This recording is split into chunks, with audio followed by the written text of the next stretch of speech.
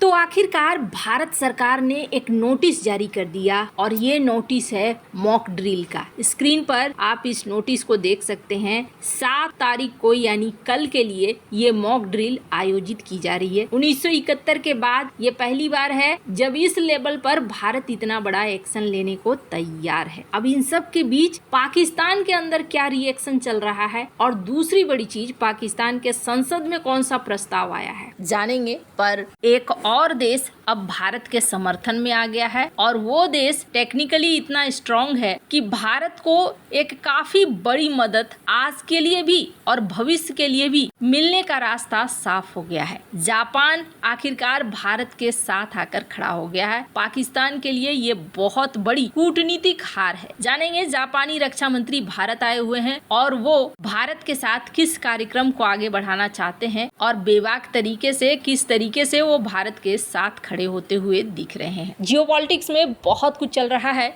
हमेशा की तरह CIS न्यूज नेटवर्क के इस एपिसोड में जानने को मिलेगा बहुत कुछ। आइए जानते हैं इन खबरों को विस्तार से। जनरल मुनीर ने एक स्पीच दिया है और मुझे उनकी स्पीच सुनकर बड़ी हंसी आई। जनरल मुनीर का क्या कहना है कि मैं अपने देश में शांति चाहता हूं, अपने देश के बाहर शांति चाहता हूं और हमारी संप्रभुता का अगर उल्लंघन किया गया तो हम इसका जवाब देंगे, हम राष्ट्र के लिए लड़ेंगे। एक तो पहली बात, उनके अंदर का डर अब दिखना शुरू हो गया है। पहले जो वो गीदड़ भभकी थी वो गीदड़ भभकी खत्म होती हुई दिख रही है। दूसरा, अब ये गुहारें लगाना शुरू कर रहे हैं कि हम राष्ट्र हित के लिए यहाँ पर लड़ेंगे। हंसने की बात यह है कि जिस शांति और विकास की बात ये कर रहे हैं, इनकी सेना अगर चाहती तो शुरू से ही पाकिस्तान का विकास होता। कभी इन्होंने उस तरफ ध्यान दिया नहीं। हमेशा इन्होंने एक कहावत याद रखी, मेरी नाक कटे तो कटे, दूसरे का सगुन जरूर बिगड़ना चाहिए। ऐसे में ये हालात आ गए। भारत सरकार की तरफ से एक नोटिस जारी की गई है। स्क्रीन पर इस नोटिस को देख रहे हैं आप, जिसमें कहा गया है 7 मई को मॉक ड्रिल आयोजित किया जाएगा। 1971 के बाद ये पहली बार है जब एक बार फिर से मॉक ड्रिल आयोजित किया जा रहा है। मॉक ड्रिल क्या है? युद्ध के समय क्या क्या हालात बन सकते हैं उसकी तैयारी करना। सरकार ने उन पॉइंट्स को लिखा हुआ है किस किस चीज का प्रशिक्षण दिया जाएगा। दूसरा, कई सारे राज्य, खास तौर पर ऐसा लगता है जैसे जो बॉर्डर से लगते हुए राज्य होंगे, उनके लिए ये मॉक ड्रिल का आयोजन किया जाएगा, जिसमें एयर रेड सायरन का परीक्षण किया जाएगा।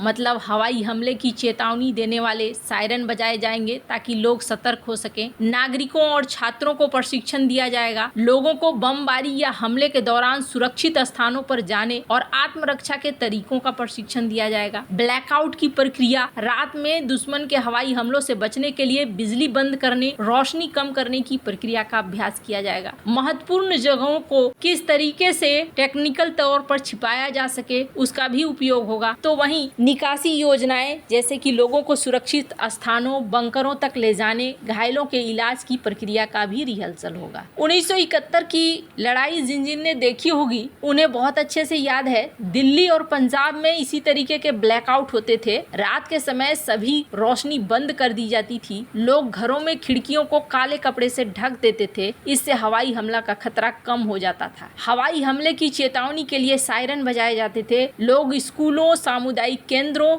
या बंकरों में शरण लेते थे। उस समय ये ट्रेनिंग बहुत काम भी आई थी क्योंकि घायलों को अस्पताल पहुंचाने, आग बुझाने, बचाव कार्य में इसने बड़ी अच्छी भूमिका निभाई थी। अब ये सारी चीजें ये दिखला रही हैं कि युद्ध होने के बहुत ज्यादा चांस हैं अब, और पाकिस्तान में इसकी आहट दिखनी शुरू हो गई है। पाकिस्तान की संसद में एक प्रस्ताव पारित हुआ और कमाल की बात है, इस प्रस्ताव में भारत विरोधी सारे फैसले किए गए, ये जानते हुए कि इनकी इकोनॉमिक स्थिति बहुत ज्यादा खराब है। सबसे पहले तो इन्होंने पहलगाम को लेकर जिम्मेदारी लेने से ही मना कर दिया, जो अक्सर ये करते आए हैं। इसके अलावा इन्होंने ये कहा कि सिंधु जल संधि तोड़ना गैर कानूनी है, एक तरफा है और ये एक्ट ऑफ वॉर है। इसके अलावा पाकिस्तान की संसद ये कह रही है कि उल्टा भारत को आतंकवाद के लिए जवाबदेह ठहराना चाहिए। पर अभी की परिस्थिति क्या है ना, कहते हैं आप वैसा ही काम कीजिए जो लंबे समय तक आपकी छवि को बना कर रखे। पाकिस्तान ने